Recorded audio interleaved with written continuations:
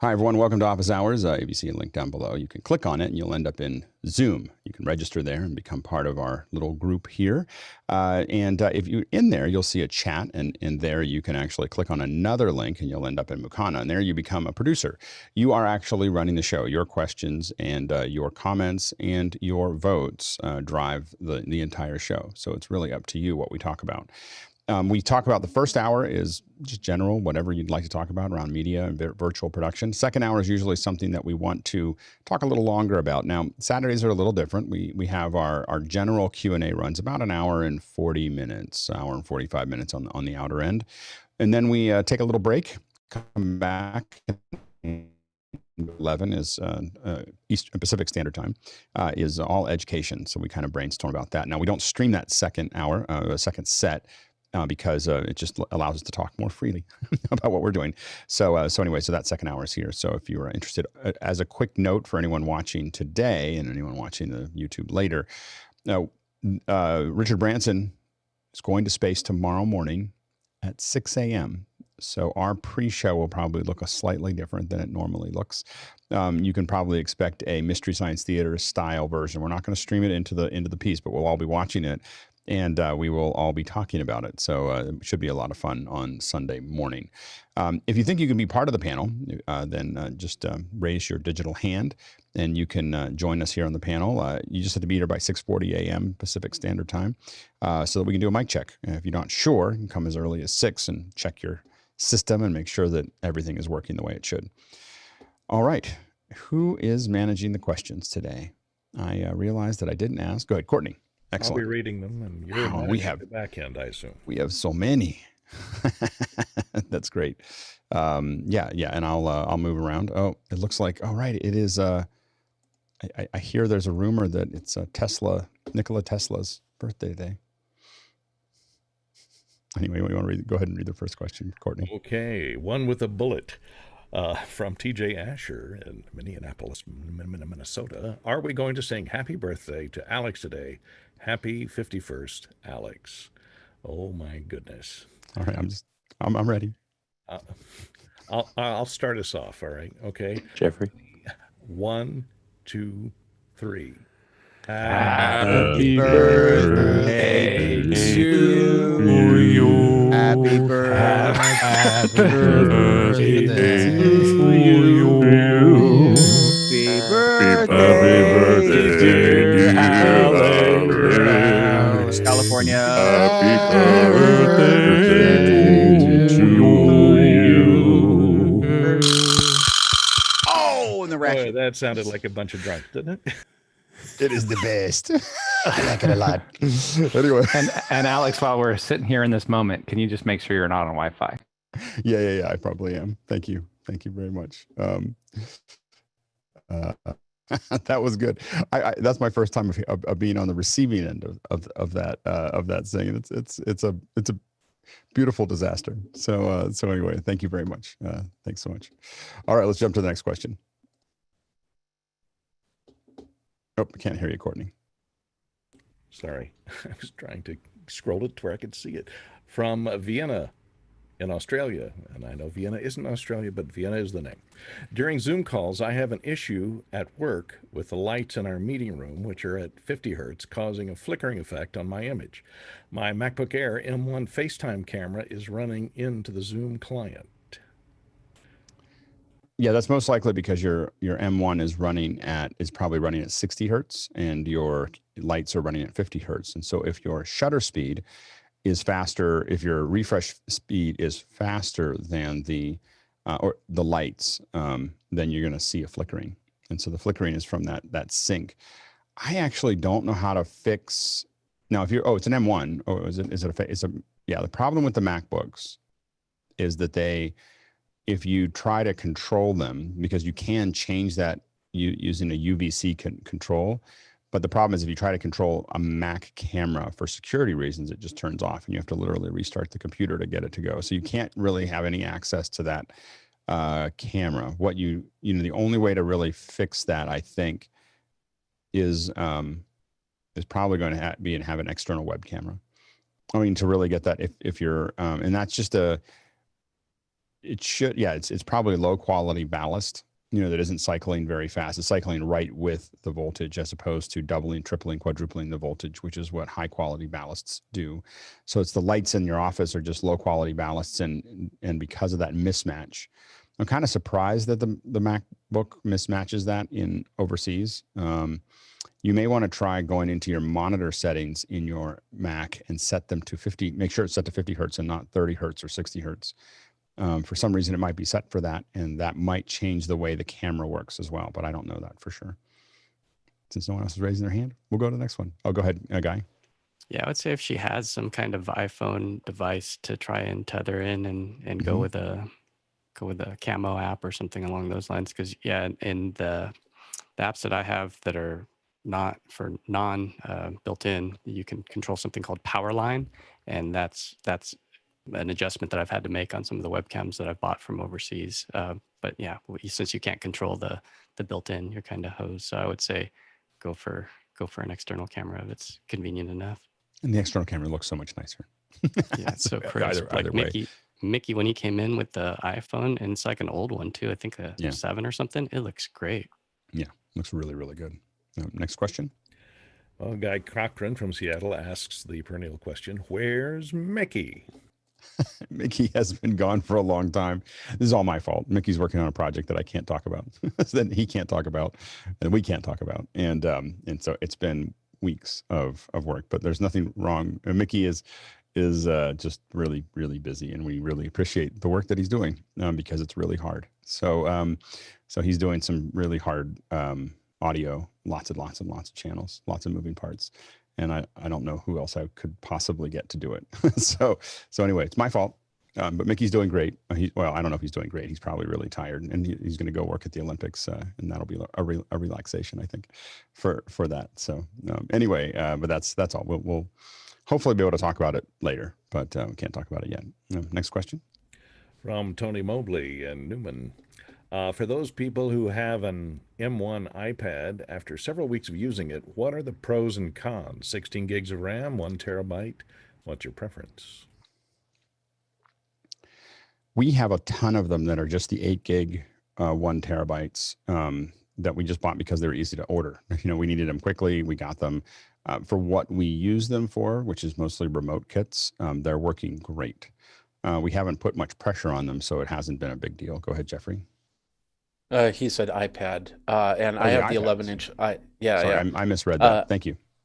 Go ahead. No. So I have the 11-inch, and I've been running it for about a month, and it's performed really well. I've run a couple apps on my old iPad versus the new one, and I've seen a lot of great stuff, and of course watching any type of video on it has been pretty amazing.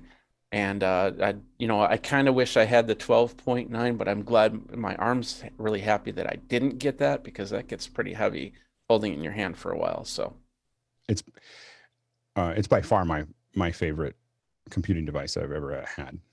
Like they just really turned the corner. It's so, because it has all the power that a desktop would have. I mean, it feels like everything's snappy and it works. The screen is amazing. You can draw on it.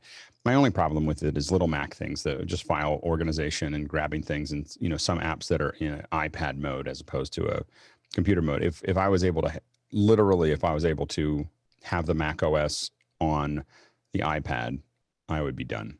Like it would be something that would be what I used all the time. It's just there's just a little wonkiness of using certain tools on it that don't work as well. Go ahead, Jeffrey.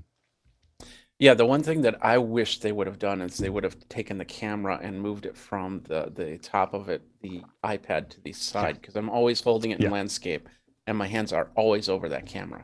Yeah, I do wish that it was side, that the camera was in the center of the side as opposed to because you're always looking to the side when you're talking to people too. It looks like you have this you're looking away from it in a way that you would not look as much. So yeah, I agree with you that the camera on the side would be a lot nicer. So that would be the one thing. And I got the keyboard and everything else, and the keyboard is just so beefy, but I find that if I'm writing, if I'm planning things, if I'm working on stuff, it's just very that's what I prefer to use at this point. And the music apps on it, collected a lot of music apps so much fun. Like the whole flight just disappears because I'm just in there. I'm not making anything useful. Like it's not competitive with anything that musicians do, but it just literally just having fun with it. It's a great piece of hardware, and I do believe that it is a difference between how much RAM you put in it. We talked about this on MacBreak, and now it escapes me. But there is it's either a faster processor or something at one. If you get the 1 terabyte drive, it's a different computer. Now, I happen to get the 1 terabyte because of my photos of all things, but it's not quite the same if you get 512. Just know that as well. Next question. From Rupert McCrae in Dallas, Texas. He says, some technologies come and go, some get remembered, some get forgotten. What exists today that will be lost to history 10 to 15 years from now? That's a good question. Yeah, go ahead, Courtney. I'd vote on the DVD or the optical media playback, DVD players, Blu-ray players. I think those, I haven't put a Blu-ray in my DVD player in more than 2 years. So, yeah. Carl? Proprietary formats, so NDI, that'll be dust by then. Not now, but then, 10, 15 years. Maybe Dante, but it depends if Dante wants to go open. That's how you survive. You become more open. So these proprietary protocols, they'll be, see you later. Yeah, go ahead, John. Bad virtual backgrounds. I think modern AI will fix that issue in 10 years. Yeah, go ahead, John. I'm hoping Congress will be gone in 15 years from now, but not at the rate they're going. We're gonna get out of politics, but we have. Yeah. I have this array of screens here. I don't know, 15 or so. I think that goggles will eliminate all screens. Yeah. I think that some kind of glasses, will end up replacing a lot. Go ahead, JJ. Keyboards and IPv4. Yeah, IPv4 will definitely be gone in 15 years. Like we'll definitely get around to it. I think John doesn't agree. John's like, nope, it'll still be kicking around. Go ahead, Jason. I never would have guessed 15 years ago that if someone said iPods, they would be correct. I know they kind of changed and evolved, but things like that, like VR, I think will be something else that changes and evolves into more like augmented reality or more of an immersive reality type of experience. Yeah, go ahead, John. I want to say something along those lines and saying that laptops and desktops will be gone, and you'll just use your phone or something like that in a dock. I actually think that phones might be gone. I think that there's a high probability that some kind of wearables will take over. Because once you have it, there's just a lot of things you do with your phone. You're constantly doing this thing, and I think that will be. I think you may end up in a whole different environment. And so I think that'll be an interesting puzzle. Yeah. So I think, I'll be interested to see if like game consoles are around. I think that's probably not something that we'll continue to do because I think most of it will move into the cloud. Like most of the computing will move into the cloud. And so buying a piece of hardware to play a game will not be something that we do a lot of. Go ahead, Jason. Along the same lines, I've noticed that like I use my watch quite a bit, but I noticed that I've wanted more space on my wrist a lot more to do more things. So I can kind of see more of an evolution of the watch and kind of seeing the watch kind of go a little bit to the side. I would love it to be bigger. Like I'm okay with like a big giant bracelet, like an arm, like a medieval arm guard. We've seen that for every time I think about like gauntlets. I see like a quarterback look down at their thing. I'm like, I would totally wear that. Like just wear something that I could just sit there and look at on my arm. It'd be awesome. Go ahead, Nigel. Yeah, I think the answer is passwords. I think our watches or some device will allow us to walk up to any terminal, any interface, and that device assume whatever we want it to be. And that will eliminate all this nonsense of passwords and technologies like that. Yeah, the only place that I think that works is, and again, this is, many of you have seen me fight pretty hard on Twitter. I don't usually take any political stances, but the only way that works is a trusted environment. And the only company building a trusted environment right now is Apple. So if we see it get cracked up, then passwords will be here for a long time. If we see it remain contained, we'll have a lot more freedom. Actually, go ahead, Rupert. We do still see fax in some industries. I hope that's gone in 10 years. Fax. Sorry, I'm just, someone asked me for a fax like 2 weeks ago, and I was like, what? Like, I literally decided that, like, I can't work with the company because they asked for a fax. Like, they said, can you fax this thing over? And I was like, we're not compatible. You know, like, it's just like I haven't used a fax in 15 years, and I'm not, you know, like, and anybody that still has it that actually wants it, like, I understand having one to serve other people with it, but asking for one is, to me, was like, okay, we need to stop talking now. All right, next question. Okay, John Pute from Huntersville, North Carolina says, we've been saying 422 and 444 a lot. What does that mean? For example, ProRes 422 versus 444. Go ahead, Carl. So what I'll do is I'll put up the graphic, but I'll let Alex speak to it. So yeah, so there you have YUV, and so for every pixel of Y, that's a very complicated way to look at it. 422. Yeah. Okay. So for every pixel of Y, so there's always 4 pixels of Y. So that's and Y is the black and white information. It's what we consider detail. So that's the thing that people realized, is you could just give people black and white image. And all of this came, YUV kind of came to us because we had to add color to black and white TVs. So how do you add color to the black and white, but still allow people with black and white TVs to watch black and white? And so that was in that transition, we figured out a way to make it additive the way you see it here. Now, what happens is that 444 means that there is a color pixel in the UNV. There is a color pixel for every luminance pixel, so that you have the same amount of color. 422 means that there are 2 color pixels in the U and the V for the 4 color pixels in the black and white. And so that's obviously going to be lighter. You have less data to manage. And so, but you have half the color information. Now, it turns out on a day-to-day basis, you won't see it. In a regular image, you can paint a much lower resolution. In fact, we found that with DV cameras, we go down to 411 or 420, throw away a lot of information. And even at a quarter resolution, you really won't see it. The place that you see this is when you're keying in chroma, and sometimes in some cases, some really, really sharp colored edges. You'll see it, and so those are the places that you start to see these issues. But when you're keying, you're pulling out one channel, the green channel or the blue channel, typically the green channel. Because you only have half the resolution, you'll see a small aliasing going down the key, and that's why I don't use, unless I have to, I won't use a green screen. I generally will try to find a key fill solution, which is going to serve up an alpha channel with the color channel before I do a chroma key on a graphic, because the chroma key on a graphic inside of an ATEM, the ATEM is a 422. It's not 444. And so as a result, you're going to be keying it, and you won't see it. If you have hard edges, you're not going to see it. But if you have little curved edges, that aliasing is going to show up. Or if you have small details in a logo, that aliasing along that chroma is going to lower the resolution of what you have there.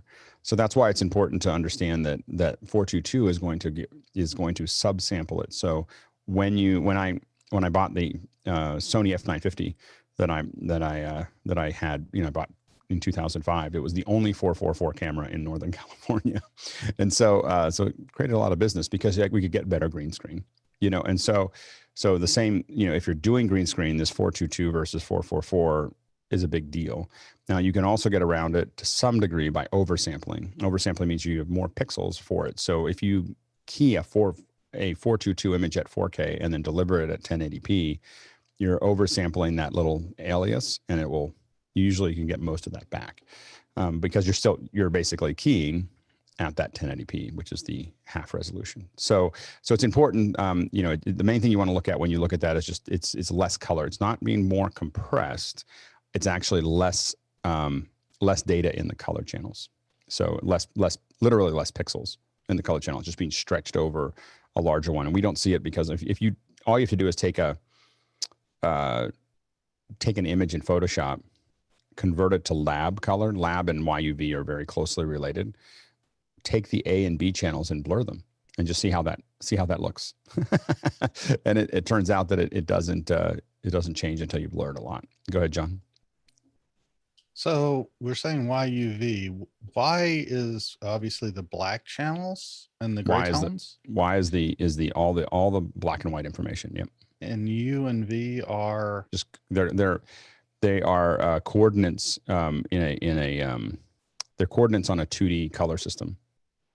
So those are the two coordinates on that define. There's a color wheel, and the U and V calculate that coordinate. Each pixel value calculates that coordinate. So that's how that's managed. Yeah, go ahead, Guy. Yeah, after Alex's highly technical answer there, I'm going to go with the basics. I mean, it really comes down to acquisition, how you're acquiring the image and what you want to do with it. Because storing these images with these massive 444 or uncompressed or raw is retaining all that color data. But you can't go the other way. You can't acquire something like on a DV camera and then, as Alex was saying, try to do good green screen because the information is just missing. So you get really low data rates, like let's say 4 megabytes a second with 411 or 420, but then 444, you might be at over 100. And so it's just a matter of what you want to do with that footage. Do you want to color correct it in HDR or something like that? Then you want to retain all of that raw data, or 444 is the highest. So it comes down to acquisition and what you want to do with it. Yeah, and really there are so many things that control your color fidelity. So there's the color, the 444 will, especially when you're keying and some fine areas there. Now there's other things that probably make more of a difference when it comes to just general shooting video, which is the 10-bit or 12-bit. And that's the number of bits used for in every color channel. So if you imagine RGB or YUV, you have in each color channel, you have how many bits are being used. And a bit is on or off. And as you add them up, they double each other. So at 8-bit, you have 256 levels of gray, that in each one of those channels. 10-bit is 1024, 12-bit is 4096, and when you have those gradations, that bit depth actually starts to become more important than the 422 versus the 444, depending on your use. A general use outside, your bit depth is going to make a difference because especially when you're trying to cover high dynamic range or anything else where you're stretching, you have a much larger, you start to stretch out the distance between, the color distance between pixels, you'll start to see stair stepping. And so if you take a image in Photoshop and you have it at 16-bit, you'll notice that if you do a gradient at 16-bit in Photoshop, it'll be nice and smooth. And if you convert that down to 8-bit, it'll be stair stepped. You'll see banding. That banding is because the distance that has to drop in brightness is wider than the distance, or it's a higher drop than the actual spatial distance that you're going. So bit depth makes a difference as well. And then of course bit rate. How much data are you giving to it? So when you talk about like a 4 meg per second, that's usually like a long GOP solution that is going to compress over time and do a lot of spatial compression. So those are all things that you have to kind of consider as you start to put that together. We probably do a whole second hour on image quality. And guys showing some banding there, which will everything will band here. Like everything will band in, but banding is it's hard to see anything but banding in a real time over Zoom. But yeah, next question. Okay, from Rupert McRae in Dallas, Texas. The Mukana question character limit seems to be 250 characters. What's the reason for that being the magic number? We've played with that number a lot. It's been everything from 200 to 300 to 300 with notes to other things. And what we found was that it's the right number for roughly. I mean, I don't know if 250 is the right number, but somewhere in that range is about the right length for a question. Otherwise, they start to get convoluted and long, and it just becomes, it's not as good to read the question for the show. So from a show perspective, limiting the numbers to something that we can easily read out. What we found is that it's not just that the questions are longer, is that when you give people more space, they start building more complex ideas that are harder for us to actually manage. So like it's harder for us to actually understand what they're asking. So that's been, and it starts to end up with multiple questions and multiple directions and lots of dependencies and everything else. And what we try to do is keep everybody focused on just just an idea that we can chew on. It's just hard for us to manage. Go ahead, JJ.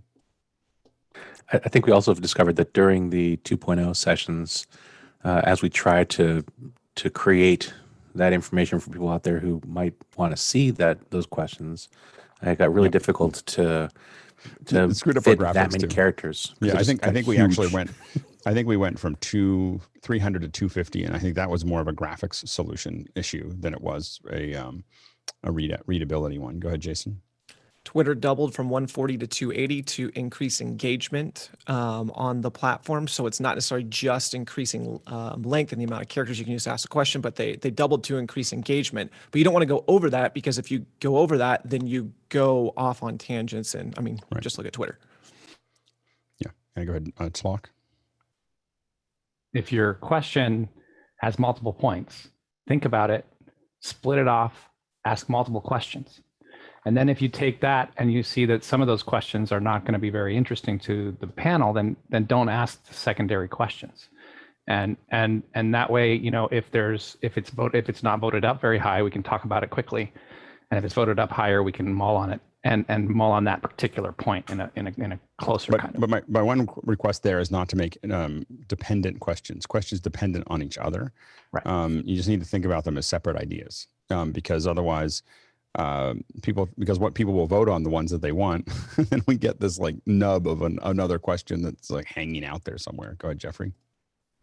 Yeah, being the person that actually has to edit a lot of these questions for the YouTube, the one thing that I always say is, the second you put that question mark in there, you should really be done with your question. You don't need to explain yourself after the fact. And a lot of the times that's what I take out, just to try and get as many questions as I can into the YouTube, because you guys like it so much. My only request also is, for those of you who are asking the questions, is to proofread them. So and read them, if you can, read them out loud to yourself before you send them to us, just to make sure that poor Courtney or Bill or whoever's asking the questions can actually get through them. It's useful. Next question. Okay, from Jason Sipe in Marietta, California. I've asked around, and it appears, at least in my area, more individuals prefer 720p 60 over 1080p 30 when utilizing Zoom. Which resolution or frame rate do the panelists prefer when using Zoom, and why? Yeah, go ahead, Rupert. I would say 1080 is my preferred solution for 3 reasons. A lot of people will be joining meetings or webinars or whatever on phones and laptops and computers, but also some people will be joining on bigger screen displays somewhere, and 720 to 1080 will make a difference there. Also, I'm a fan of Zoom, basically. Other platforms are what they are, but I think if we can do a good job of making Zoom look as good as it can, then that works in our favor.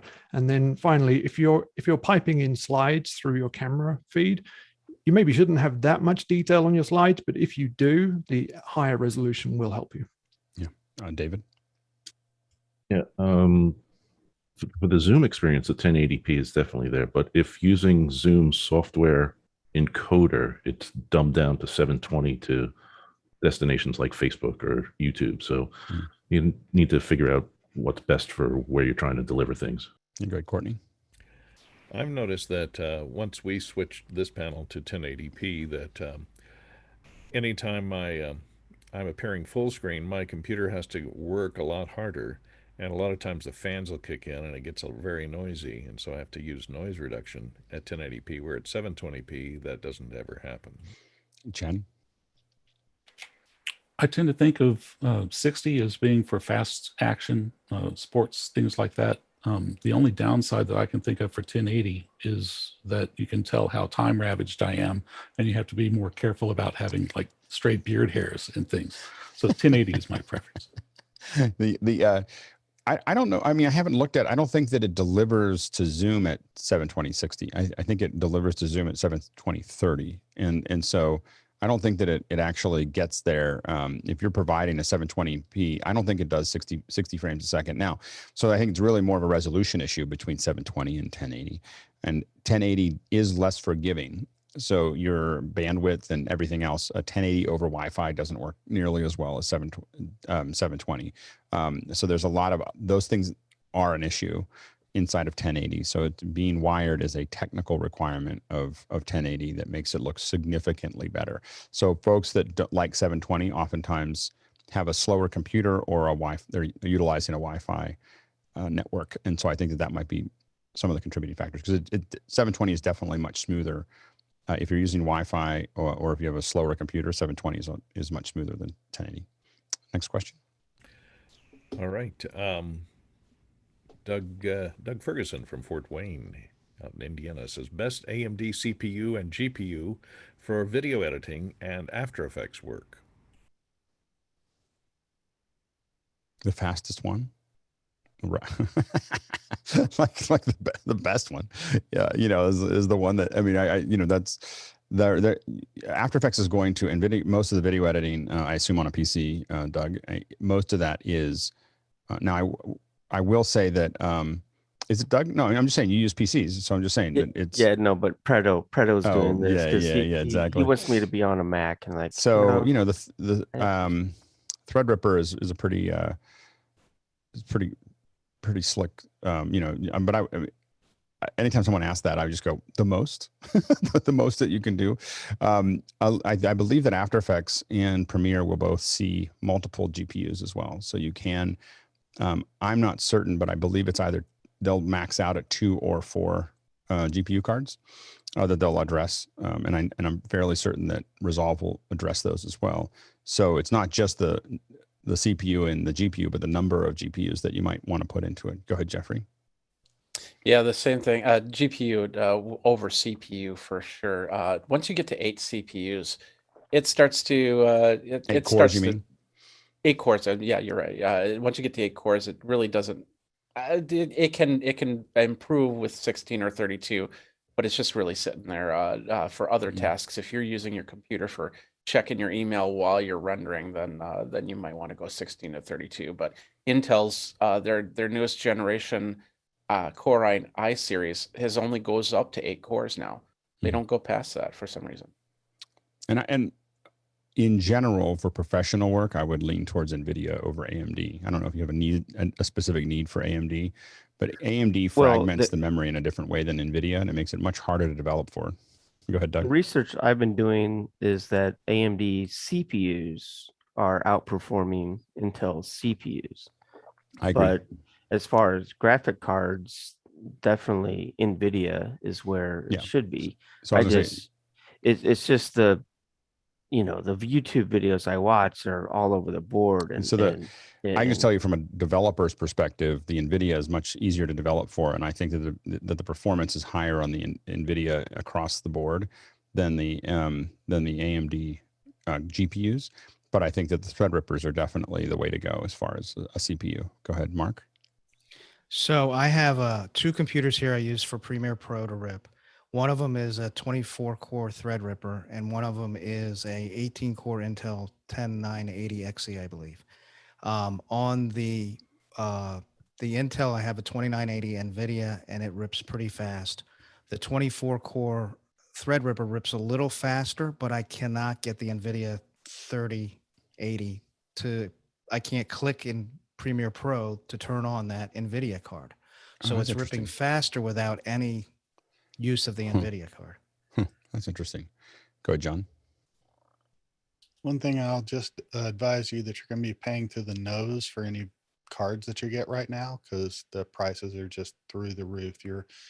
My recommendation is to go with a big vendor, and while you might not get the upgradability if you buy an Alienware or a Dell, you will be able to get the cards at a reasonable price and not overpay for them. Good, Courtney. And because China has just cracked down on Bitcoin, there's a lot of GPU cards probably available in China right now because all those miners can't use them for mining anymore. I was just going to say that if you haven't seen Doug Johnson's DJI's website, he did a comprehensive breakdown of stuff that works best for rendering and video editing. And he compared Macs to PCs and the different video cards and different AMD versus the Intel GPUs, and has graphs and spreadsheets and all that. So you might take a look there. Go ahead, Guy.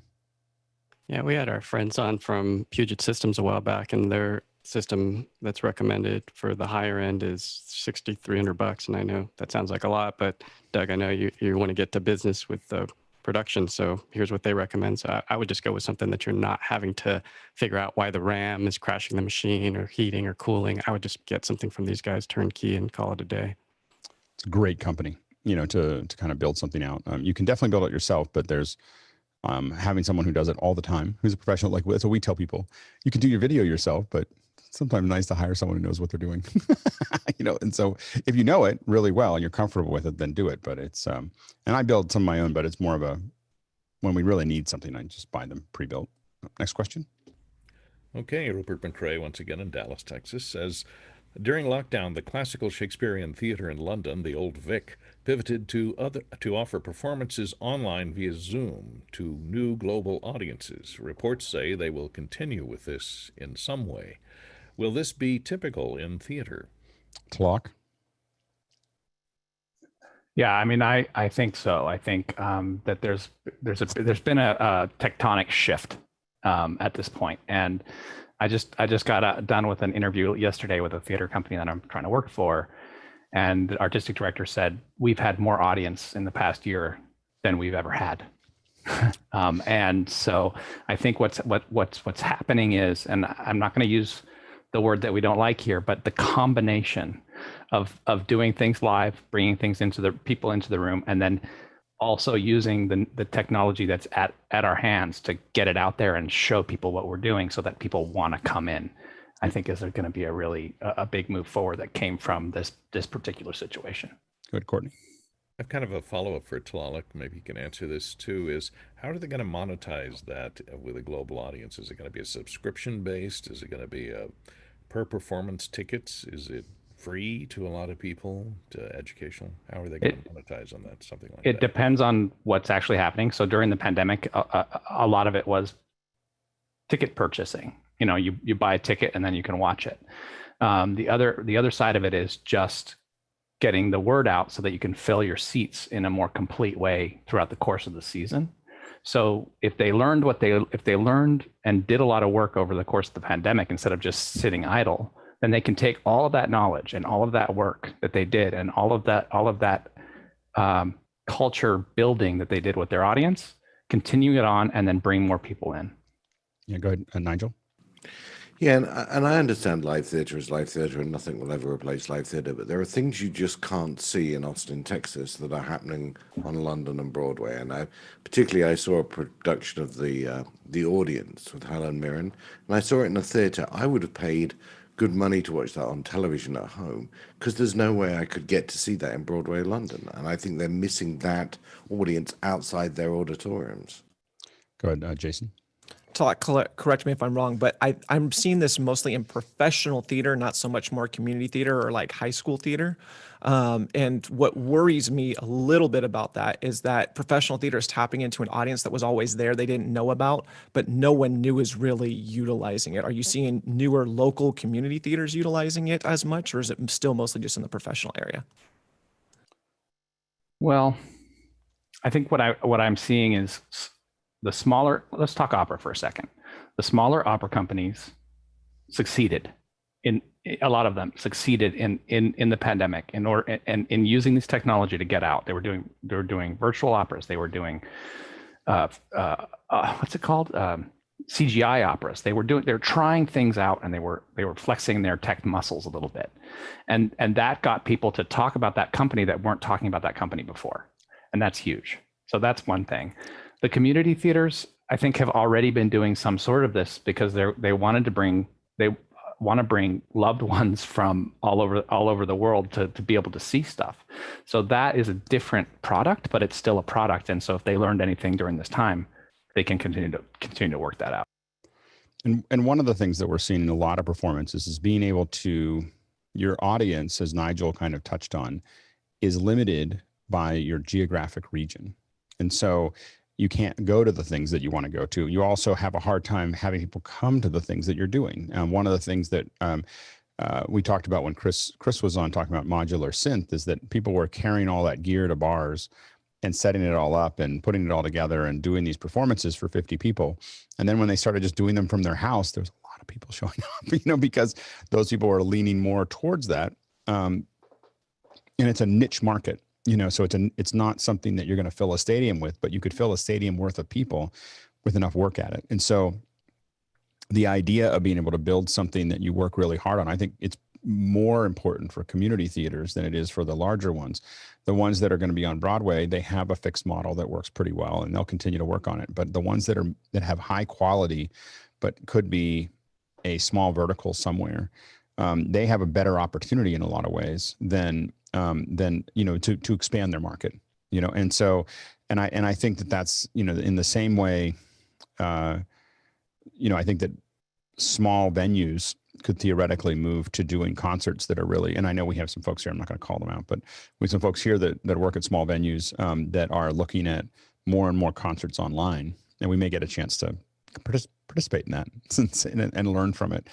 But I think that, if like, I can only imagine if you had a streaming venue in Seattle in 1989, 1990, would have been cool.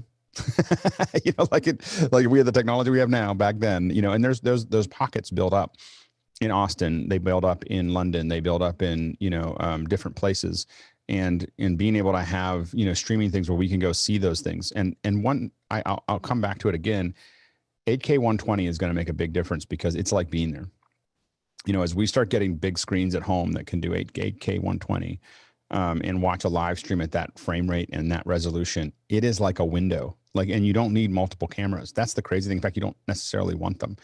You actually want one camera where you'd be sitting, because the resolution is high enough that you can just look at it. It's as if you were wherever that camera is, for that show. Go ahead, Talak.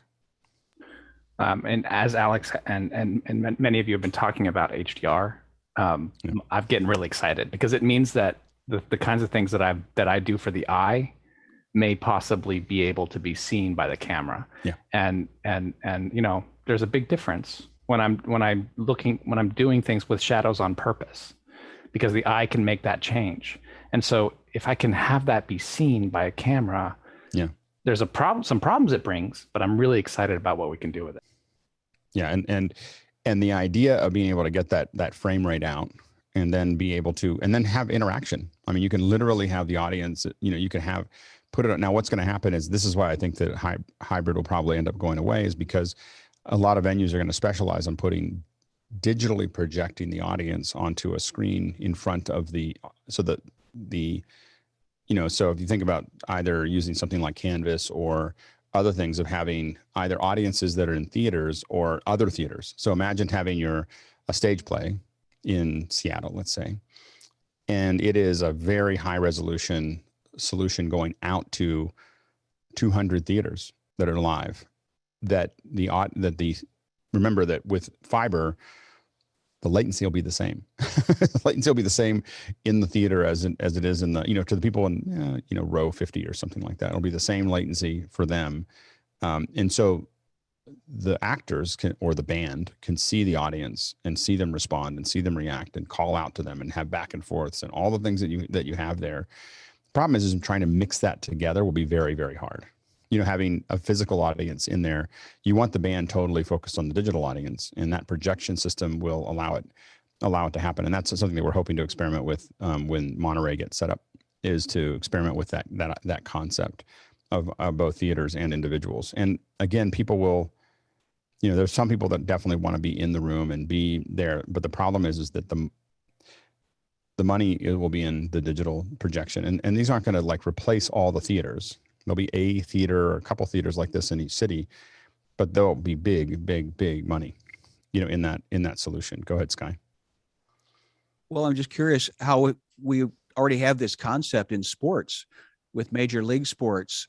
I'm wondering if we can overlay this, because there are sports bars. Will there be theater bars, or they, like you say, the major theater that produces the thing, and then the multiple theaters across the nation that will broadcast it? Yeah. or collect it? Like, well, and, I don't know if it'll be a bar. and then serve alcohol, of course. Yeah. Well, one of the big advantages of a theater is that the incredible audio that you can produce. And so some of the stuff that we've already done tests on is being able to put, 5.0 or 5.1 or 16.1, 7.2, all those things, pushing all that data out. Your experience in the theater watching a live event is actually higher than it would be in the actual arena itself, because there's not so many people making noise. Go ahead, Courtney. I don't know, Alex, do you really think that actors on stage doing a play are going to want to see the audience out there, in a giant video wall? It seems that would be distracting. I know that's why they don't leave the house lights up in a regular play. Yeah, I mean, for the bands, it's important. The bands want to see it. Do actors need to see it? I don't know. Music is different than I don't know. I know that when I acted, depends on the show. When I acted, I barely saw the audience. Like when I was up there, when the lights went down, it was mostly murky. What you could hear is people laughing, or you'd hear them, you'd hear them clapping, you'd hear them laughing, you'd hear them seize up, you'd hear things. Yeah. You'd hear things from them, but you wouldn't necessarily see them. Go ahead, Rupert. There's I noticed a group here in Texas. It seems to me that they are acquiring small movie theaters and live music venues. And I just wonder whether they're coming up. Do you know can you say who the company is? I mean, it's public. It's Evo Entertainment. Right. Yep. Yeah, that's coming fast. And they're doing it in a small way. There are a bunch of other companies that are doing it or planning it in a big way. Go ahead, Nigel, and then Jason, and then we'll move on, because we're getting really deep in questions. So go ahead, Nigel. Yeah, I was just going to say there's a huge difference between a band and a live performance where people are acting and laughing, and you may not see the audience, but you feel the audience. And there are some productions. There's a great play called The Life and Death of Joe Egg, and some of those are not doable without live audiences because the actors don't know how to pace them. I think that we never want to paint this with everything's going to go this way. It's going to be another business model that happens to scale really well. When TV came in, we thought that was going to be the end of theater, end of movie theaters. When movie theaters came in, we thought it was the end of theater. It's not the end of anything. It just becomes something but I do think that you may end up with incredible money being able to be spent on a virtual production because it scales so high. So if you think about the level of production that you can put into it, if 1 million people are watching that night, is different than the level of production you can put into it if a mere 2,000 or 3,000 are watching. Go ahead, Jason. We've been on this for 12 minutes. I'll ask my question, Mukana, and see if the audience wants us to keep going. No, it's okay. We're going to move on. Next question. Okay, once again from Rupert McCrae in Dallas. Yesterday's office hours discussion about the Monogram Creative Console was great. What are the preferred purchasing channels globally? Where do you get Monogram? Do you buy it direct? Do they sell it directly? Guy, do you know if there's a channel? I haven't heard anything, but I mean, if they need a U.S. distributor, I mean, I'd be glad to help. Yeah. Let's find out.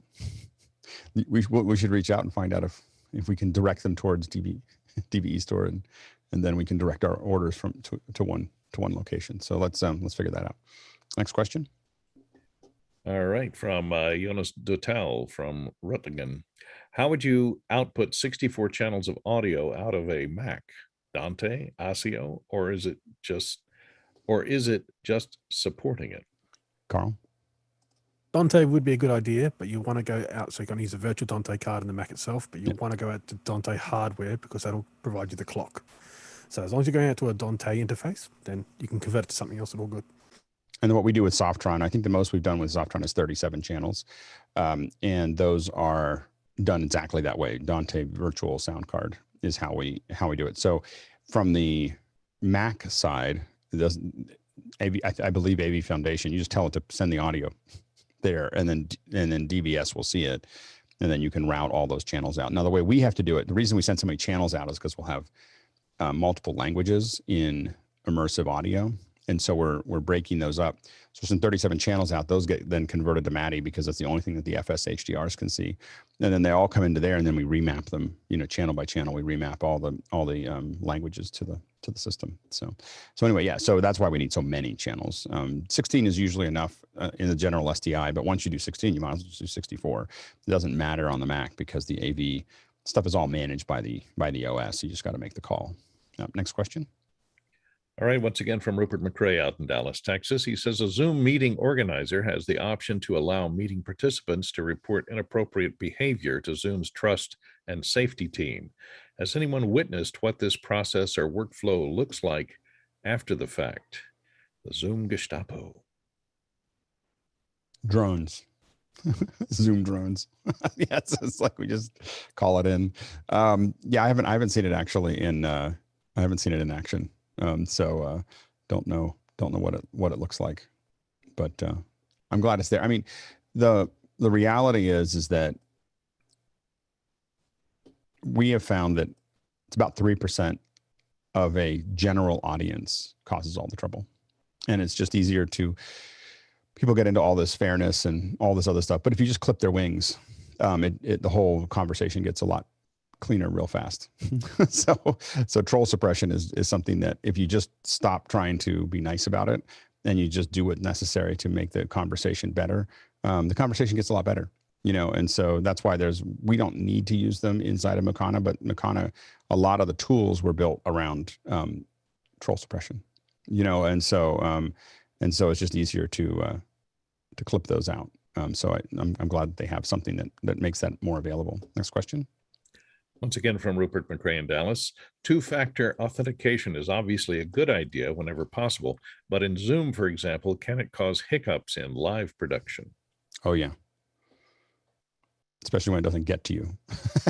So that's two-factor authentication is you have to be very careful with it. I mean, if you're doing a large production, you want two-factor all the time because just the risk is still higher. But what it really means is that you just really want to give yourself a lot of lead time. So when you have two-factor involved in the system, you just need more time to make sure that you can error correct if something goes wrong. But on smaller events, we don't do it because it'll take too long to get everybody in. Go ahead, David. Is that two-factor the enforcement of registered or logged in Zoom accounts? Okay. The other thing too that I've noticed what I mean is you can enforce it on a admin level so that everybody logging in has to use two-factor, and that's where things can get a little complicated. You were going to say, David? The other thing I know on the dashboard where you can see the stats on that meeting, when people don't come in with that two-factor authentication, they just show up as guests, and you don't get the details on performance and stats and stuff that you can. Right. Yeah, Rupert. Just to clarify on David's point, it's when you have to have the second layer of authentication where somebody has to authenticate with a text message or an authentication app beyond just signing in. Oh, so like Okta or something to that effect. Oh yeah, those I would never use that. Yeah, because that would be super painful for an event if these are the hosts. I mean, the big thing is you always have to decide, how many people get piled up against the door. In a large event, you want to protect it. What I worry mostly about is who's going to talk in front of everybody. And I generally want it to be, the main thing is having someone, you want to have a clear idea of who they are. Like we're pretty open with what we do here. But some of our events, we close it down to the phone, like we just close Mukana down to the phone. And so that there's not multiple ways to get in. And then we use two-factor. I mean, you go in, we then send you a text. All of you have done that with Mukana. Oh, if you've done it with a phone, it'll send you a text, you put it in. The advantage of that, of course, is that if we kick you out, it just means you can't get back in. You can if you have another phone, but we find that emails are a lot easier to replicate so that when someone's problematic, them coming in and out using multiple emails is easier for them than doing it with their phone. So those are the things we do to kind of tighten the audience down. But with speakers, we just want more time. Go ahead, David. What do you do to combat people that might share their links out? Say I give my link to a friend and I tell them, here's my phone number. They could still get in and show up twice, no? No. No, we can set it to where you can only log in once. We don't do that all the time because people here use it in a lot of different ways. So you guys don't see that, but we can set it up for one login per person.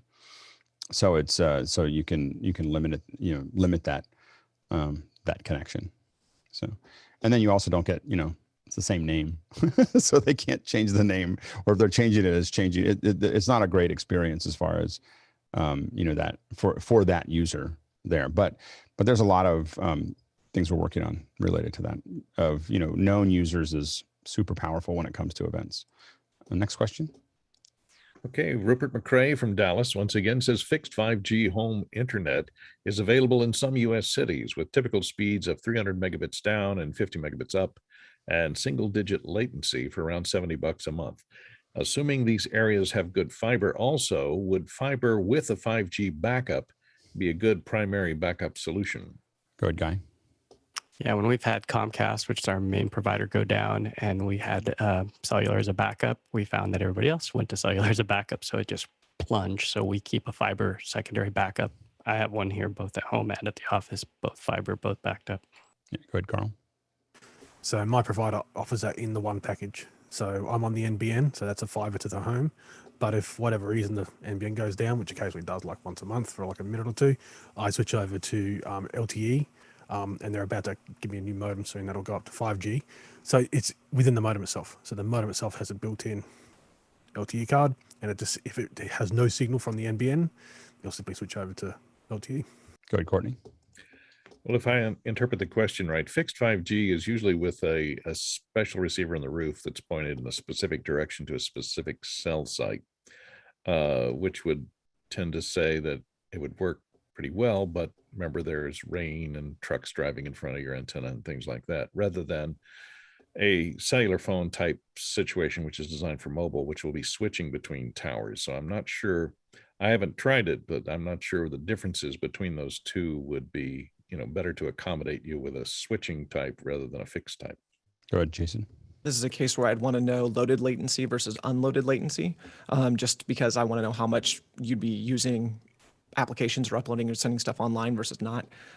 Because for most people, like if I'm just a consumer at home, that's fine. That's actually legitimately what I use at my house. But for people that are doing mission critical stuff. Yeah. Next question. I can't hear you. I clicked. Sorry, from Douglas Carmichael. Anyone had experience routing the ports Dante controller uses using a proxy or address translator? Would that affect the performance of the controller? The ports are shown here, and he has a link. Go ahead, Carl. Dante's proprietary, so I only work within the Dante control manager. Next question. All right, from Douglas Carmichael. How do you connect Dante controller to a Dante network if the network is on a separate VLAN or switch?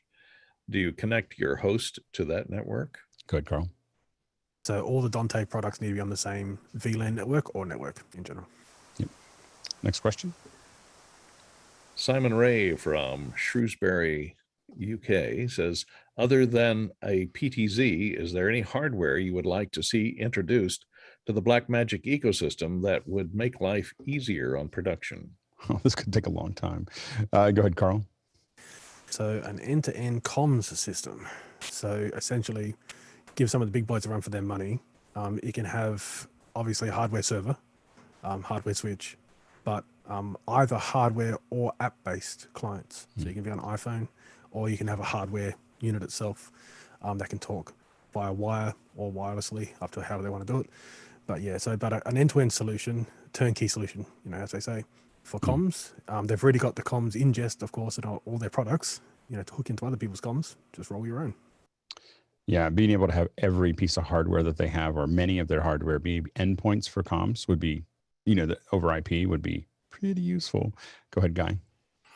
I mean, they do have the studio converter line that has comms, so they're already in that space. But yeah, it's not over IP. I would dream of having a $500 Micro Four Thirds webcam that's like a web presenter, 1080p, just kick ass. Like that would solve so many problems for these remote guests coming in. I mean, I watch what people like Greg Gibson are doing, where you've got these people from Congress and they just don't realize how bad they look. And if we could standardize on a Blackmagic webcam that made everybody look beautiful, I mean, gosh, low light, clear, gosh, it would be great. I have to admit, we were working on some stuff where we shot some remote stuff with the 6K, where we send it out and we run it remotely. And I was looking at the footage yesterday, we're looking at the edit, and I was like, wow, that looks really good. like it just looked really good. It looks like what we're doing here, except it was, and with some Charles Love. And so the it looks it looks really good. So I think we're up for a whole bunch of new switchers in between the extremes, between the Mini and the Constellation. All those switchers are old, or almost all of them are old technology. And so they all need to be revved with all the stuff that we see in the extreme.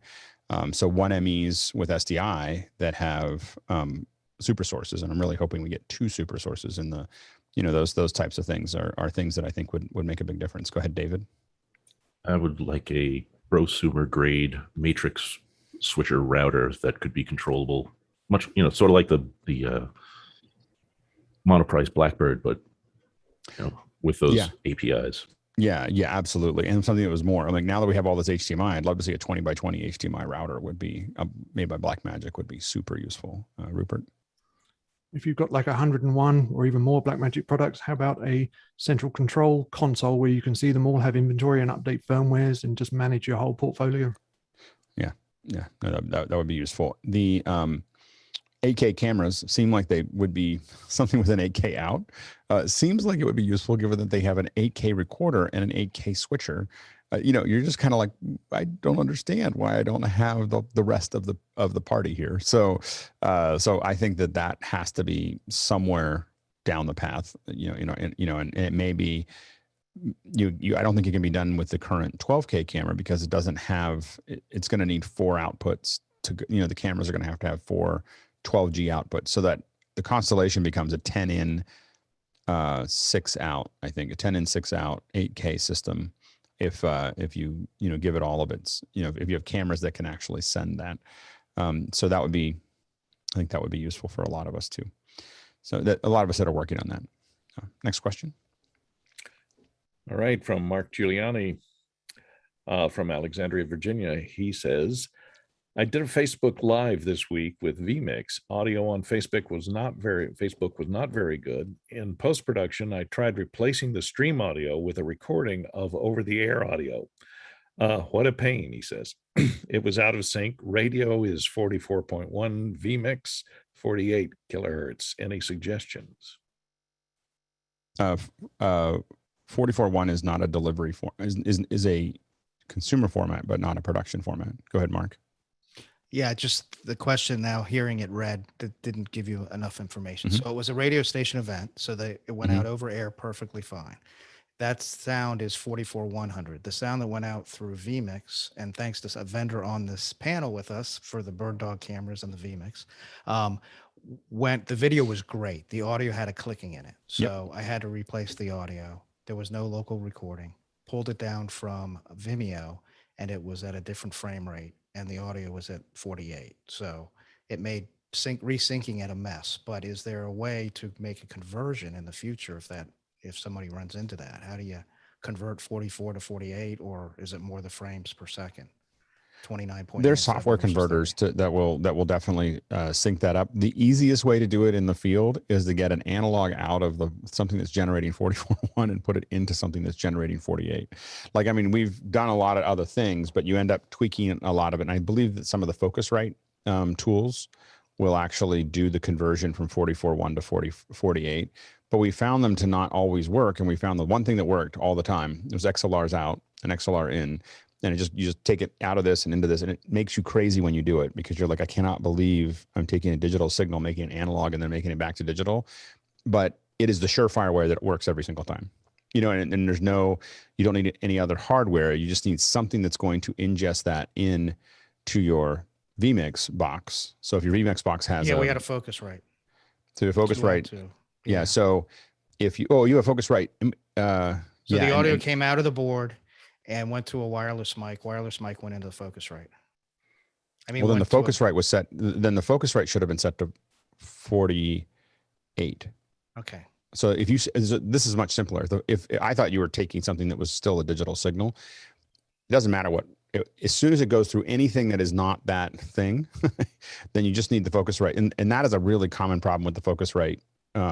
Scarlett, was it a Scarlett? Yeah, it was. Yeah. Yeah. So the number one thing that is the problem with this Focusrite Scarlett is it tends to get set to 44.1 for whatever reason, and it needs to be set to 48, and it'll create that clicking.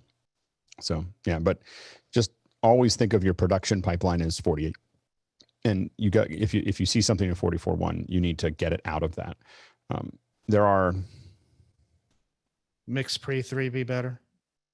a mixed pre 3. I mean, the thing that does it really well is the USB pre. It's more expensive than the mixed pre. Like if you're doing production input, mixed pre's are what I use for my, like what I, Right. you know, for my travel kit is a mixed pre 3 with a DPA and, you know, or a Countryman. And that's what I have in a little bag, and I take that around everywhere.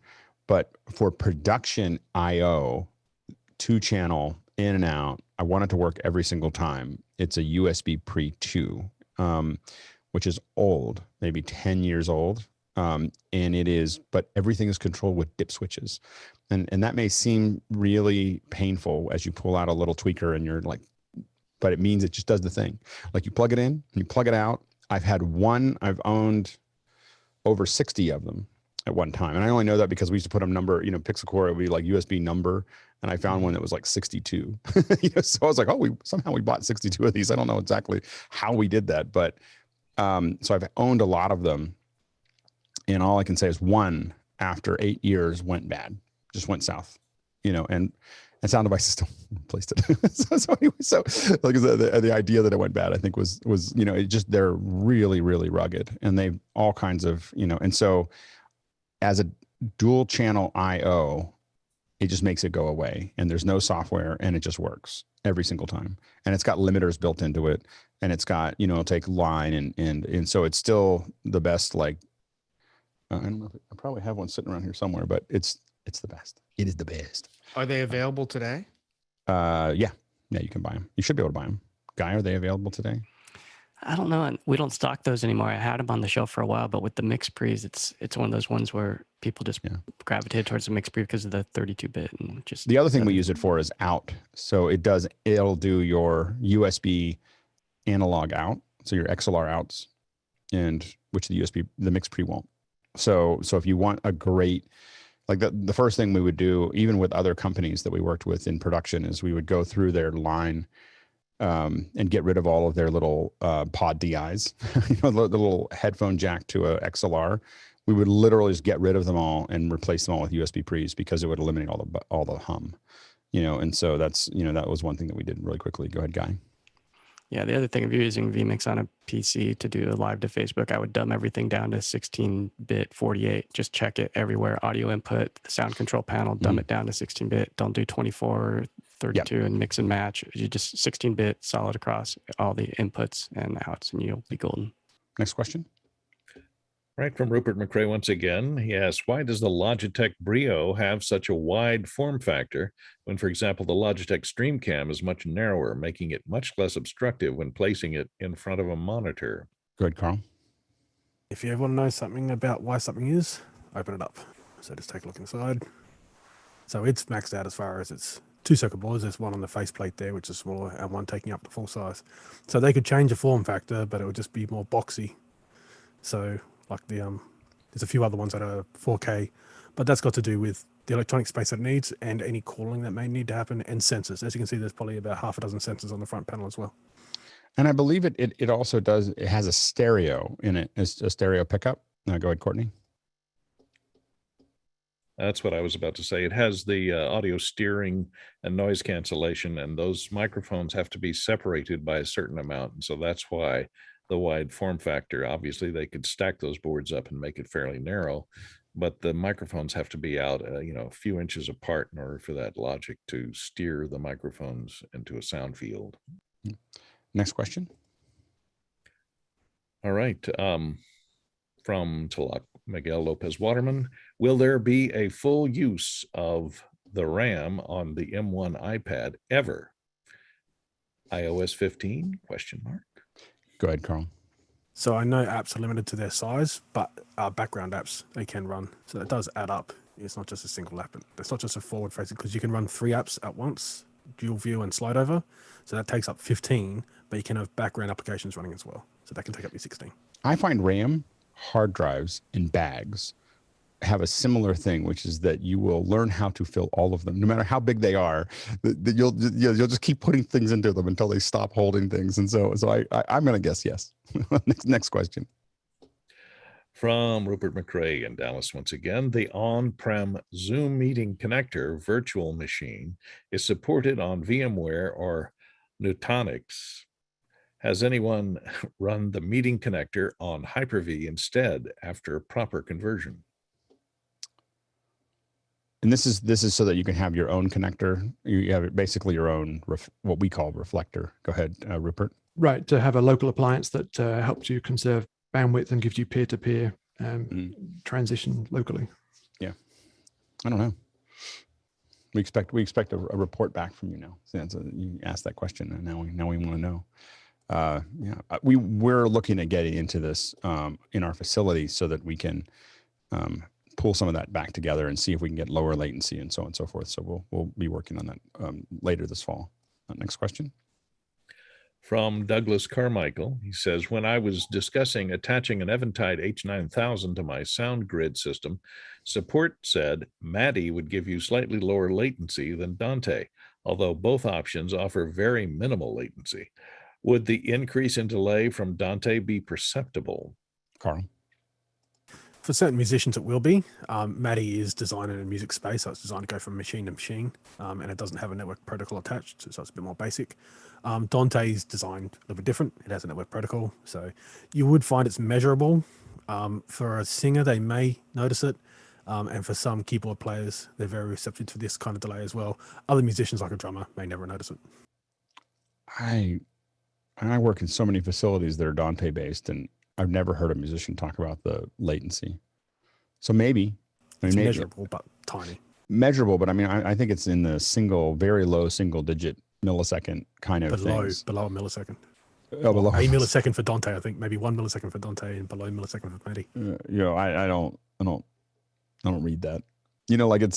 I think that I haven't found anybody really perceiving a lot of issues under 3 milliseconds. Like once you get under 3 milliseconds, I don't think that I have heard people talk about like hearing and feeling it at 4 milliseconds, 5 milliseconds. They definitely have complained about that. At 1 millisecond, I don't know. Yeah. Next question. From David Brady in New York, when talking about LED panels and walls, what is dot pitch and how does it affect viewing angles? Go ahead, Carl. I'll speak to the viewing angles. It's light emissive. So if it's an indoor panel, then it won't have effect at all because it's on right at the front of the surface as far as the light emission. Some of the outdoor panels that are waterproofed are one layer back.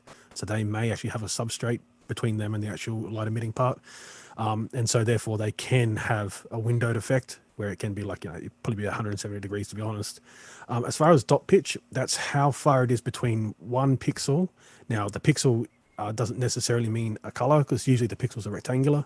So a pixel is actually made up of RGB generally, and they're not square. They're usually rectangular in displays. In cameras, they're going to be square, and they've got a Bayer pattern.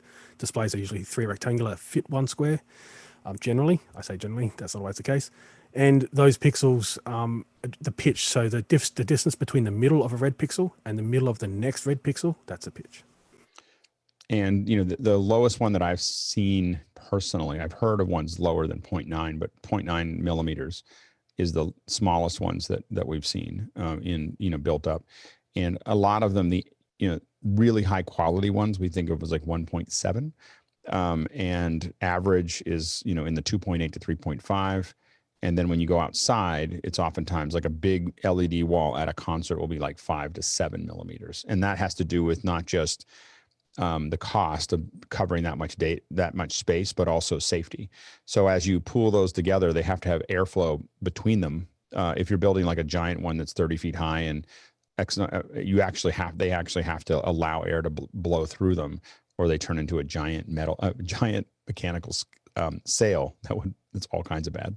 So indoor, there's a difference on the indoor and outdoor in those sense as well. But you also get ton of Murray, like concerts. That's one of the problems with concerts at a we did a Metallica concert years ago, and they were giant, but these giant LEDs, which are really cool in AT&T Park, but Murrayed all over the place when we shot it. So you really, and the best thing to do when you're doing those kinds of shows is to raise up the LED wall so it's not right behind the artists. So the designers tend to want to put them right behind the artists because they think it's cool, but the cameras look so much better if you just give them 10 to 12 feet.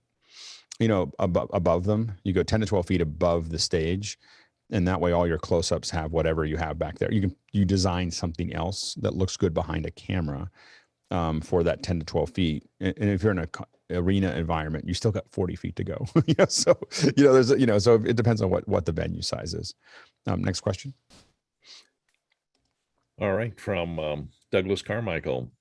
Where are decibel levels at a live event usually measured? Is the measurement mic placed atop the console or in another location? Go ahead, Rupert, and then Carl. So it depends what you're measuring for. I've known venues to only get their permit for an event on the basis that they will not emanate or emit sound into the neighboring environment beyond a certain level. So you may be measuring it from the perimeter. In that case, I've even known those devices to have a kill switch. If you hit a certain level, your events get shut down. Go ahead, Carl. Yeah, so what Rupert said is right. I'll say for inside the venue. So in Australia, they're all controlled by state governments. So this is a map in the Gate Summit Guide. So essentially it's saying equilateral for the speakers. So generally you make an equilateral triangle. This is a 2-speaker setup. They do show other speakers. And then you have to measure within the room. The person who does the measuring has to be licensed, because if you don't do it correctly, you're going to get massive fines. They'll fill out a chart. There's a lot more to this chart, but this is pretty basic. It goes through, this has got to do with occupational health and safety. There are staff working there. They can only be exposed to a certain amount of decibels for a certain amount of hours. So that's really important. And patrons have to be under a certain decibel level as well. So for customers. Next question.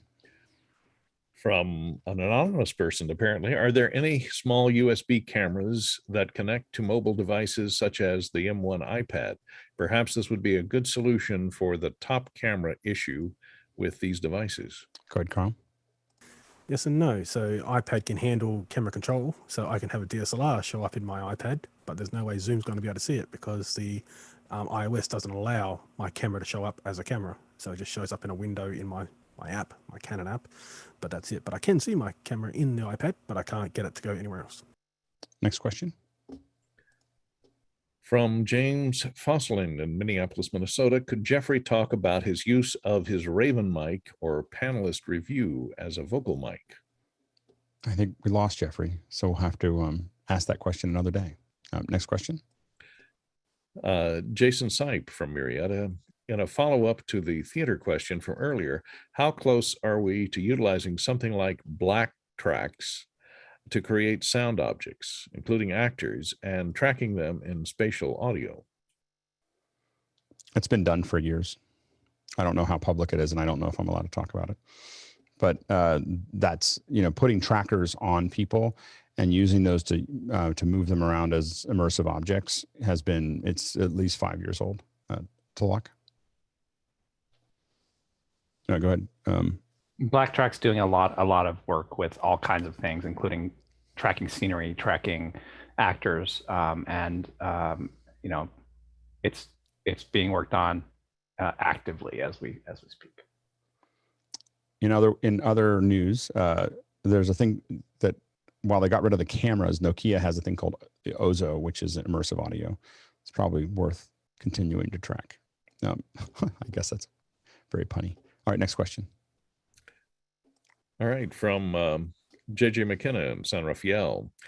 As Alex has brought up the concept of building an MPLS solution to multiple theaters, perhaps empty or closed now, for presentation, could this not be used for a full duplex model that would allow performers in many places to perform together? Go ahead, Rupert. This is really interesting. I mean, like large commercial spaces, whether it's theaters or high rise or just big commercial lots, often have access to far more bandwidth choices than we do in the field. We have AT&T and Comcast, but in those locations, you're going to have access to metro carriers, and far more choice. And those providers will be able to provide you with point-to-points or metro Ethernet or all kinds of stuff. Now, one such carrier is Lumen, Lumen.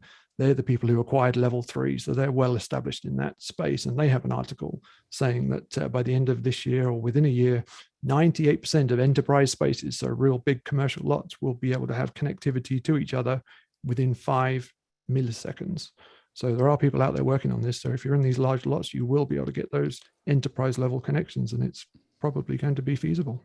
Well, the only problem really is it's actually the hard, some of it, I mean, when they say 5 milliseconds, I haven't seen 5 mil.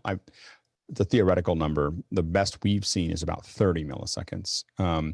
And 30 milliseconds is way too long for artists. The other issue you get into is the conversion through the hardware, not the transport, but literally just turning the video or audio into bits takes X number of milliseconds to do that, to prepare it to be sent over the network. And so, we haven't seen the best point-to-point that we've seen with audio kind of lives between 10 and 15 milliseconds.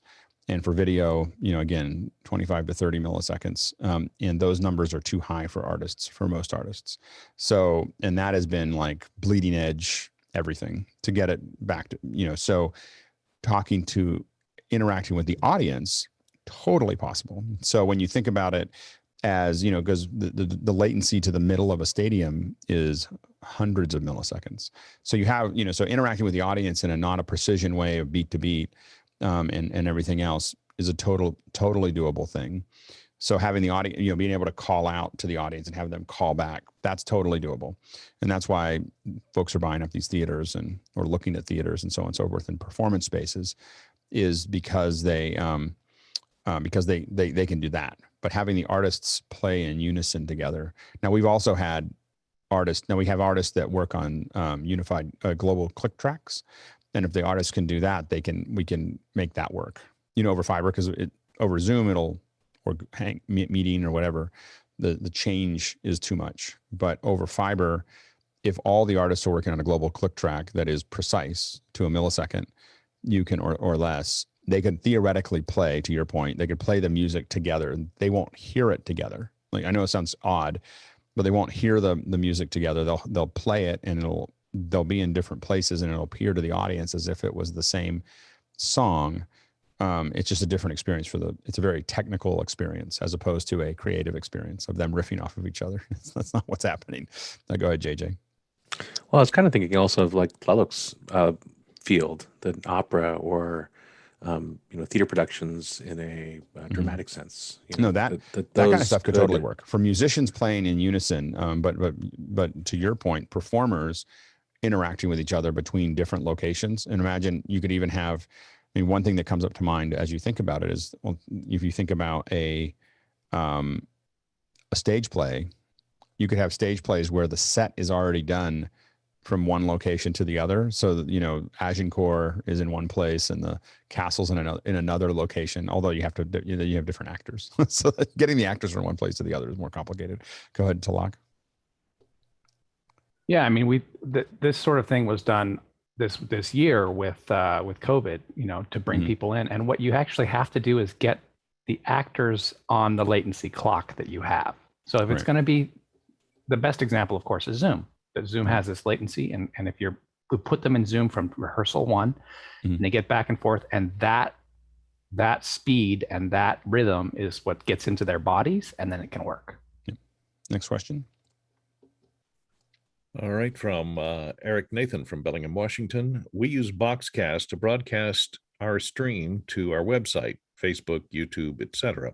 I've found that the audio gets crushed, especially the low and high ends. Any tips for improving the audio experience with these types of companies? I think what you want to look at is the settings inside the encoder. If they're giving you those settings, is to look at what they're doing. They're probably doing some kind of audio, the same way Zoom does it when you don't have original sound on. They're probably doing something that's supposed to clean things up, and it's not doing that for you. So I would take a look at what internal settings you have.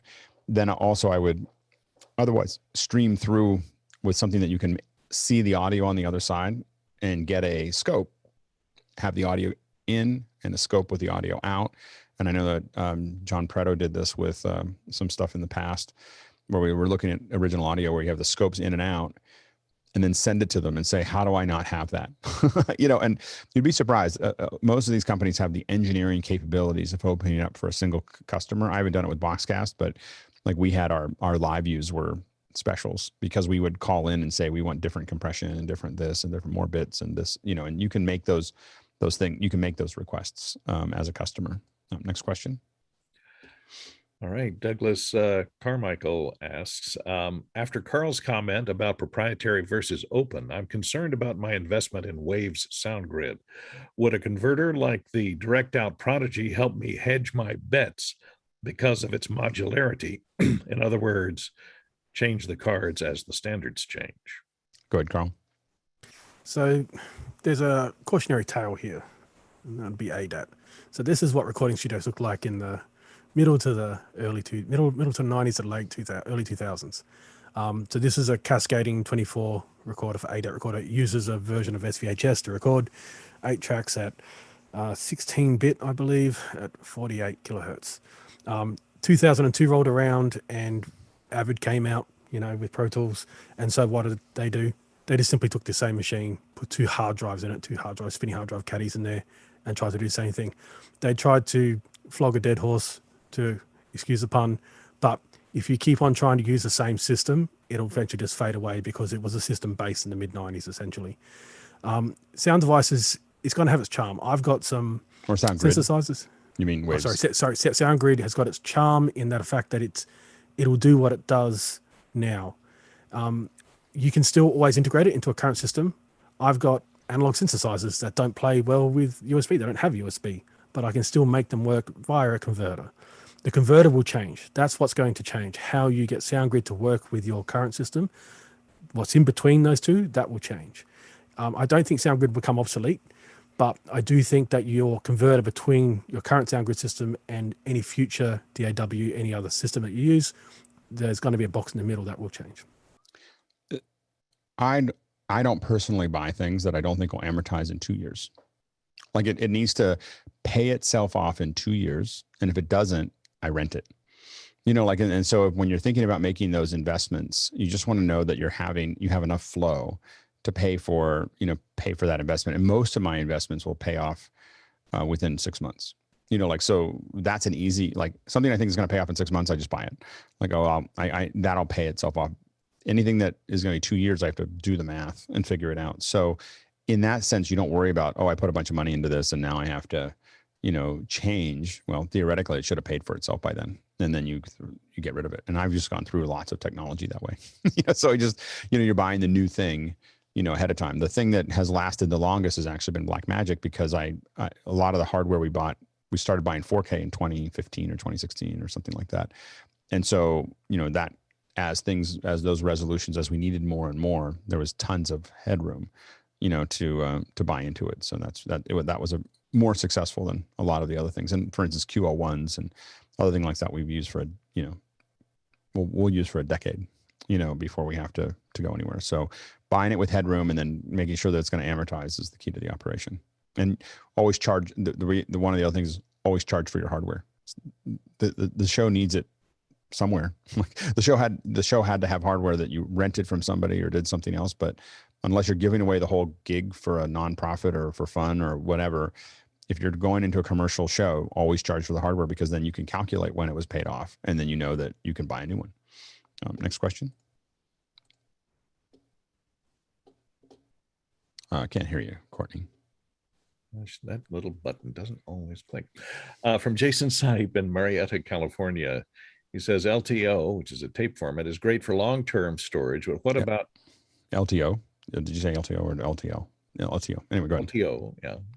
But what about NASs for short-term? When utilizing a NAS for high-resolution video storage, which RAID type suits best and why? Yeah, go ahead, John. Well, you want at least RAID 5 for that kind of thing, or a RAID 2, because you don't want to rely. RAID 1 is just or RAID 0, not really reliable. RAID, you want at least striping or multi-disc striping, and I would say multi-disc striping so that if you have a failure of one of the drives, you can replace that drive and still continue. And I would still not rely on one RAID. I would rely on multiple RAIDs. That way, if you lose a drive or two and the RAID goes down, you are not out. Yeah. Go ahead, Doug, and then Rupert, real fast. We're running out of time. So 45 Drives is a great company that are built for media companies, and I tell you that the speeds I'm getting beat all the RAIDs I own, and I own like 6 different companies RAIDs. 45 Drives, check it out. Go ahead, Rupert. Yeah, you're always balancing speed versus redundancy. So you just want to make that a calculation, but also you want a 10 gig network to your NAS. That's it. And you know, for what I think of, a lot of it's our work is usually done now on NVMe. You know, so like if I'm really working on something, I have an NVMe RAID that's going super fast. Then my nearline is in either a NAS or some kind of RAID system, and then my kind of deep storage is usually on old spinning drives. They're like 10 gig drives. I don't use LTO anymore, and then we just have to spin them up every once in a while to make sure that they're still there. Next question. All right, Mark Bridges from Covina, California says nodes, Resolve, Blender, etc. use nodes. It's a bit intimidating as there's seemingly an infinite set of possibilities and combinations, routings like modular synthesis on steroids. How have panelists approached conquering and mastering this tool? I love nodes. to me, nodes are the thing. I'll say one real quick thing, and then we'll go to lock and then move on. But you want to think about, you have with a node, you want to think about, you have a story. And this is where the story starts. It's with your source material that's there. And then you have an ending, which is your output. And everything in between it, you can basically say, well, this is what happened next. These things got together. And then when they were down here, this got down into here. And basically these nodes, you're able to tell these stories, and you have these subplots, and you have I think of it as very much of this kind of process where you can tell these stories and have them come back at the very end. And all of these things, you just have these inputs that you're constantly working on and how they interact together. And what's nice about nodes is that you can have these subplots kind of doing their own thing for a little while and then being used to affect the final output. And at any point in time, you can just click on this one and preview it. What does it look like there? What does it look like there? And when you get used to this mode, the layers become super painful to work with, because it's just, you're stuck with where they are in some kind of arbitrary space, as opposed to being able to have a non-linear connection to them. Talak? I mean, I highly recommend downloading, and don't buy, but just download Isadora and play with it, because it's all node based and you can't break anything. And then the next thing I would recommend is work from left to right, and keep it organized. And so you, just like Alex was saying, you can kind of follow the story. Next question. Okay, from Stan Chand in Roseville. What is the max streaming capability of an Ursa 12K, and how many can be used with a constellation? Go ahead, Carl. So the 12K has a 12G output, so essentially you can do 4K 60. I believe at 10 bits. Is that right, Alex? Yep. And you could put in 40 of those into a constellation, because there are 40 12G inputs. Yeah, there's no 8K solution right now for the constellation, so it's a box without a camera. But the 4K, it's maxed out at 4K. And one of the things that I experimented with taking the footage for it, and I haven't had time to go back, is I think that there's going to be this really interesting connection between shooting 120 in the drive, outputting 60 to the switcher, and then posting in 2398, on the way out, with that you can only do with the Blackmagic constellation solution. Next question. JJ McKenna from San Rafael. Tom Scott, the YouTuber, invited people with access to unusual locations to reach out to his new production team.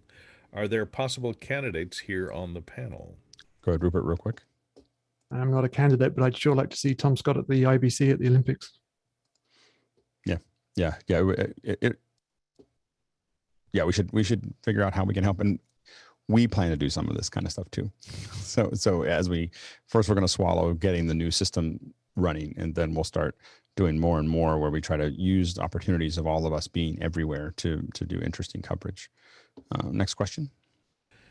From Stan Chan in Roseville, would high-resolution 8K 360 cameras work well in live streaming large venue experiences? They're okay. The real problem is that it's not really 360. What we found is that you really just need 180. That's why Facebook Venues is only 180, because you don't really want to. There's two things. One is you don't want to look. You actually don't want to put the audience on stage. For the online audience, we did a test of this with an event, and what happened is we had a 360 right in front of the stage, which was great, and it was really cool. But it was very easy. People forget that the camera's there because it's not moving, and then people were doing things on the other side of this was a private test, fortunately. People had too much to drink on the other side of the camera, watching the show, started doing a lot of stuff that's probably inappropriate because they weren't thinking about there's a camera pointed right at them. Like literally they were right, 3 feet away from the camera doing stuff that they probably wouldn't want to see on screen later. Everyone's having a fun time. so as we watched it, we were just like, wow, like I am so glad we didn't stream this. Like it was like we didn't know what to expect. So 180 is better. It keeps the audience in a more safe space. 180 stereo 8K is that way you're putting more resolution into that front area. That actually is pretty fun. I haven't found anything that I wanted to watch for a long period of time in that format.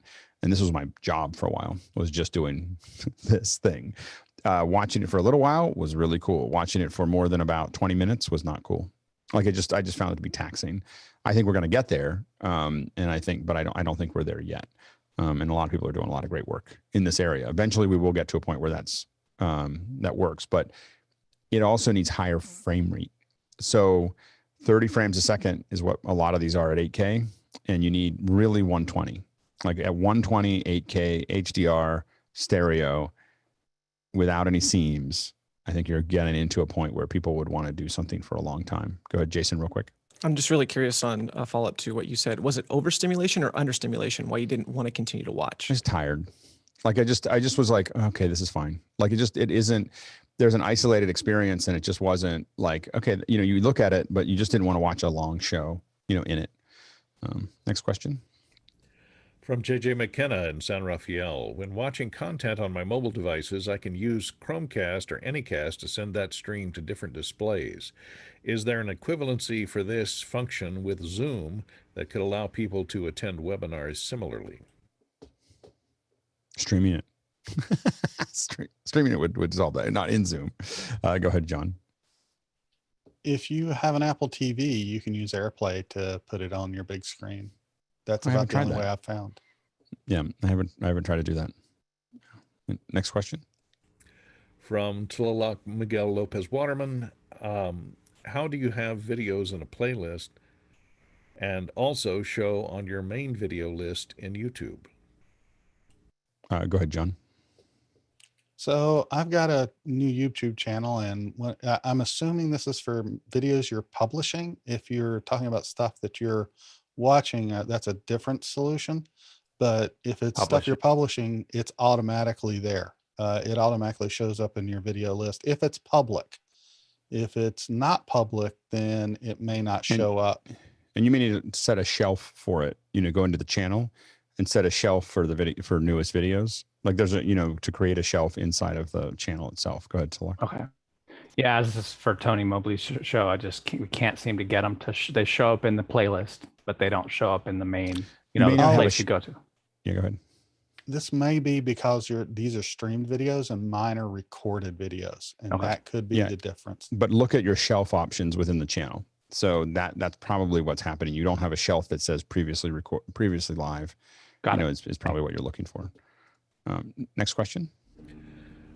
From David Brady in New York, my Rode Wireless Go Rev 1 receiver went into an inverted display mode. Does anyone know how I can flip it back to dark mode? RTFM'd and not seeing anything. So I read the manual. No help. Good, Carl. So what I'll do is I'll put a little video on Mukana for you, David, that goes through how to do it. Much easier than me trying to explain it. There we go. Very good. Next question. All right, from Rupert McRae in Dallas. What will the evolution of in-person immersive experiences and experiential entertainment have to offer business events industry? Well, I think there's going to be a growing resistance to people doing business travel. What we're seeing over and over and over again is people are traveling for vacations and going out to see the world and everything else. But a lot of people don't want to do it anymore they just don't want to do it for work anymore. It's been kind of a seismic shift. Getting people to go to venues locally. And I think this actually makes way more sense. So a Salesforce, for instance, is going to do a kind of a cloud thing where they do multiple venues. Now, I pressed on that for a decade, unsuccessfully before. What you really want is to let people congregate around other people around their space. And so you have and Google's done this with Google I/O, where there's 50, 60 watch parties in Lagos and in Sao Paulo and everything else. And they bring people into Google offices to watch I/O together. And then they are mixing with their local account reps. They're mixing with the other folks that are in their community that they can, see around it, as well as virtually mixing online. And so those things I think there's a lot of opportunity for enterprise to build events that have a global feel to them, have lots and lots of viewers, get the word out globally quickly, but still have a local feel and you can still have all the coffee and donuts and all the other stuff, but people don't have to fly anywhere to get there, and you're going to see, I know it's been discussed a lot. I don't know when you're going to see it or how you're going to see it, but doing large scale events are going to become less and less palatable because there's going to be a lot of environmental people asking for environmental impact studies, for every one of these events. What is the carbon footprint of your convention, including everybody that's flying in and all the cars that are being used and everything else? They're ramping up to do that soon. And so I think that's going to be a drag on doing large scale events because they're going to want to talk about the fact that they're not doing that. And then when you build them digital first, it means that individuals can watch them at home or their offices. They can have little watch parties. And so it just makes it a lot easier. We have to understand that also the population is changing very fast. People are moving out of the population centers into other areas where business travel is a real pain. So it's not like, I can just go to San Francisco anymore because they moved 2 hours away, or 3 hours away or 5 hours away, or there's a connecting flight now from the airport in Oklahoma that wasn't there when they were in New York. And so that's going to be, all of that's going to provide a huge drag on bringing everybody together at one time. Next question. All right, from Simon Ray in Shrewsbury, United Kingdom, as a Mukana question. If you use a touchpad to mark text in Mukana and the pointer ends up outside the question dialog, the dialog closes and the question being created is lost. Can text in the question box be preserved when the dialog is closed, please? I would put any suggestion that you have about Mukana to put it into Discord, because that is a great place. Chris pays. That's the one place in Discord that Chris reads, our programmer. And so definitely put those kinds of requests in there, and he'll tell you he's doing it. He'll tell you it's done, or he'll tell you why it doesn't work. So definitely put it in there. That's great. Next question. From Douglas Carmichael. It would be useful to be able to manually reduce video resolution or go to audio only when listening on Wi-Fi. Is that possible with the desktop Zoom client? Go ahead, Rupert. So on the desktop client, you could at least reduce your resolution by making sure you've got dual monitors turned off. And then if you've just left with gallery, just shrink it down as small as possible, and then you'll be receiving the least amount of resolution you can. On a mobile device, if you want audio only and the meeting has it enabled, just dial in with a phone. And I get into a lot of things where I just jump in and then I just mute my video, and I think it's just an audio call at that point. Go ahead, Carl. Yeah, as Rupert said, so you actually scale the window. You can scale it down to one person, and you page through every single individual. So gallery mode is speaker mode. They're either one and the same. And it's simply because it's dynamic, what Zoom's sending you based on what the desktop client has. So if I shrink mine down and only see Alex, it's only going to send me Alex. It won't send me Rupert until I click over to the next panel. So next question. We're going to buzz through these. Okay, Douglas Carmichael. Despite the professional audio tools available for Windows, Microsoft has not shipped a proper first-party low-latency audio infrastructure.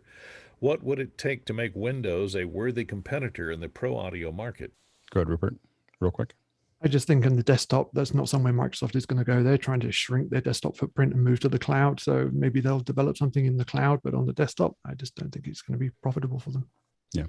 It's just not too niche a market. Next question.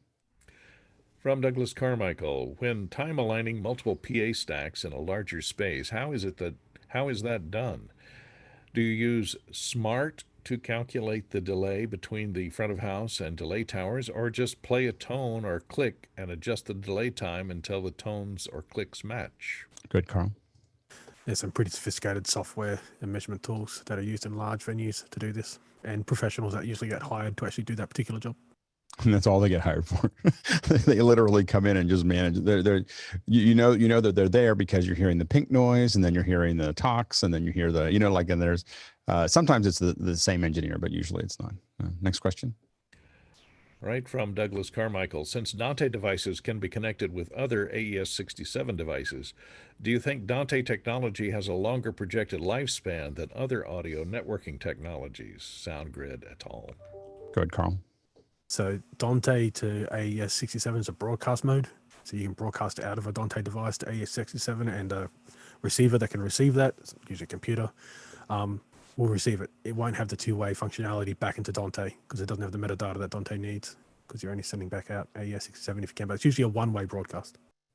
Yeah, and I think Dante will be around for a while, at least a decade. When we talk about what's going to be gone in 10 or 15 years, I doubt will be Dante. It's just so embedded into what we do, and it was in the right place at the right time. It provides the right amount of stability, all those things. I mean, there's obviously things like Ravenna and other things that can do some of these, but it's so embedded into the market now. It would take at least, unless they did something horrible or suddenly everything became incompatible. I don't think it's going anywhere. Go ahead, Carl. Yeah, I'm thinking like 2110.30, which is the audio spec. That's like the MP3 part of. Yeah, I think that 2110.30, because that's what it is. It is a Dante killer.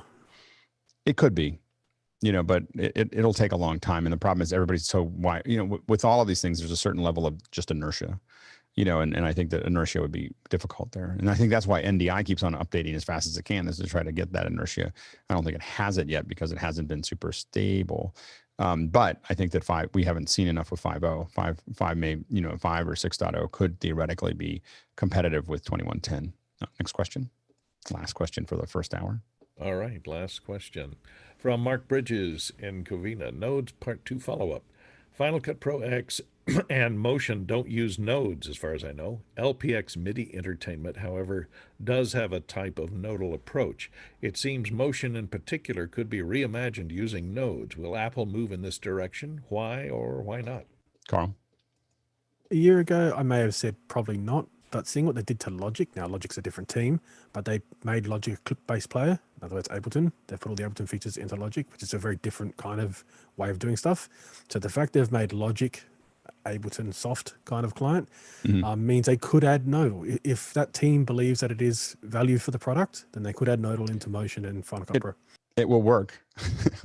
Conduit, we had an app, if you look at Pixel Conduit, there was a version of that ran inside of Motion 1.0. So it was a plugin that we built that actually put a full GPU powered nodal compositor inside of Motion. And we did hundreds of visual effects shots with it. And it was like magic, because you basically, it was like working on a flame, because you had the Motion infrastructure hitting right to the GPU.